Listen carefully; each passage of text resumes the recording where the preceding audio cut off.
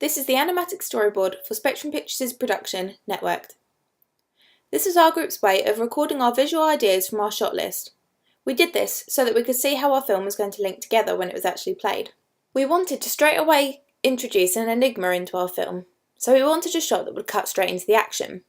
We chose a mid-shot of the drug characters from Joe White's point of view, but made it look distorted by adding fabric over the camera lens to create the effect that there was a bag on Joe's head.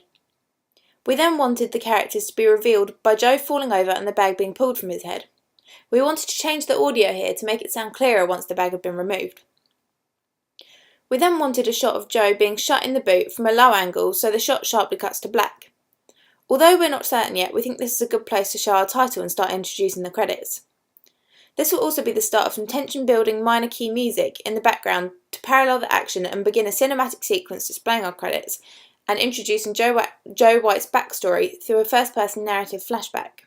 We are unsure if we will use this effect here, but we wanted to show Joe being knocked out and using a fade in and fade out to make him look disorientated and like he's losing consciousness. We may use it further on in the film though, as this scene is being replayed later. We want to show a mid-shot of Joe finding his wallet, followed by a close-up of his family photo to highlight his personal life and who he talks to in the voice recording shown in the next close-up.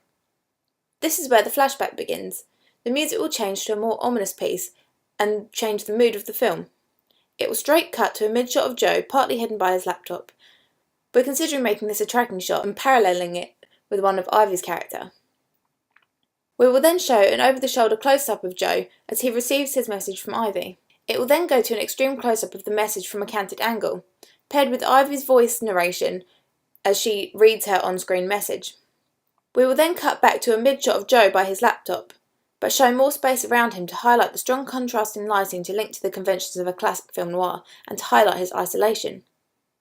We will then cut to a similar tracking shot of Ivy like we used earlier with Joe, but keeping majority of her face hidden to create mystery towards her character.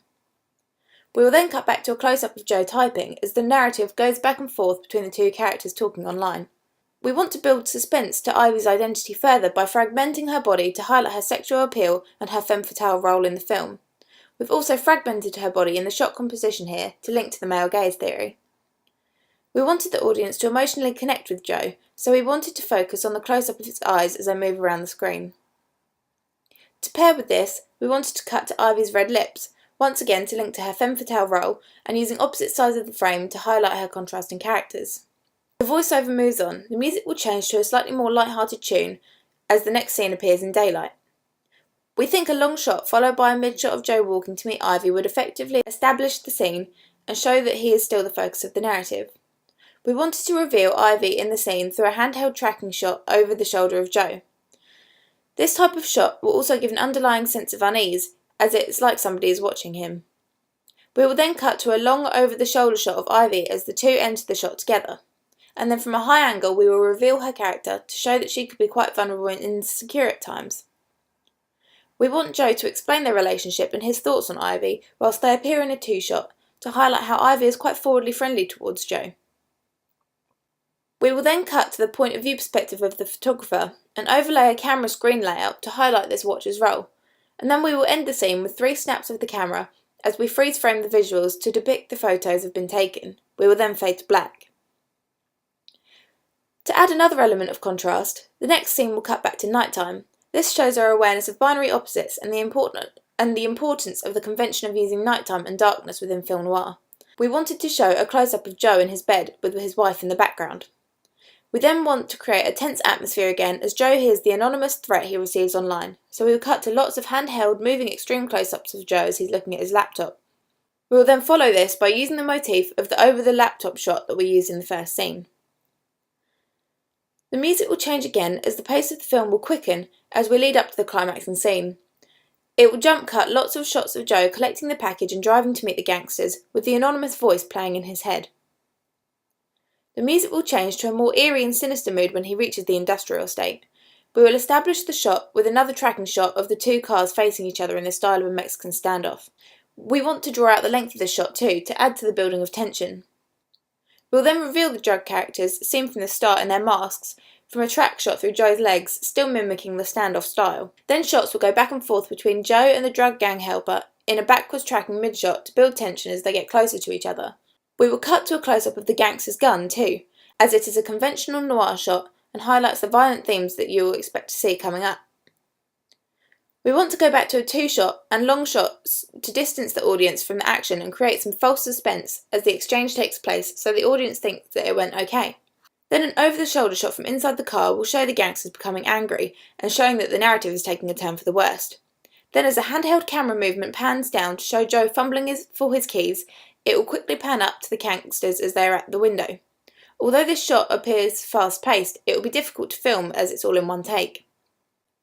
With a thud noise that we will add with Foley sound, the camera will shut to black and begin to fade in and out as Joe is dragged across the concrete, fading in and out of consciousness.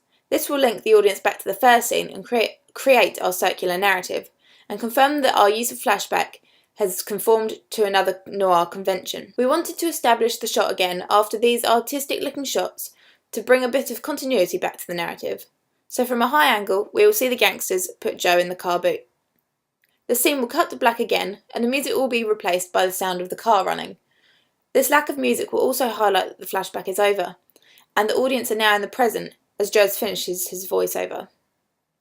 It will be interrupted by the voices of the gangsters, with a delayed cut, and we will see the high contrast shot from under the car and that Joe is being pulled onto the floor.